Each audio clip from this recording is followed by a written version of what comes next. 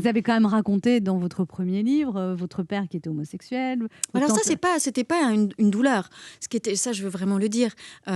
Surtout au moment où, voilà, a été relancée la question du mariage pour tous et le un papa, une maman et toutes ces manifestations. Non, les enfants de familles homoparentales ne sont pas malheureux. Ce qui rend malheureux, évidemment, c'est le regard des autres. Donc, qu'est-ce qu'il faut faire pour ne pas être stigmatisé? Changez votre regard et tout ira bien.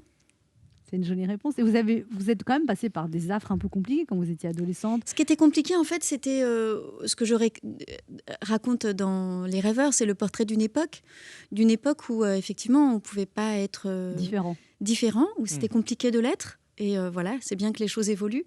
Comment vos parents ont réagi à votre premier livre, Isabelle Carré?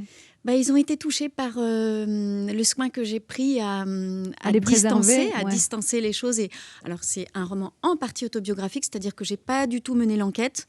J'ai pas voulu. C'est juste sur votre ressenti. Voilà, d'un témoignage. Comme j'ai pas voulu non plus d'un témoignage ou d'un récit pour la partie qui concerne Muriel, donc sur le tournage du deuxième roman, du côté des Indiens, j'ai besoin de la fiction, j'ai besoin de ce recul-là, justement. De ce recul-là, de rendre le passé présent mais modifiable et d'avoir cette liberté d'aller ailleurs, quoi.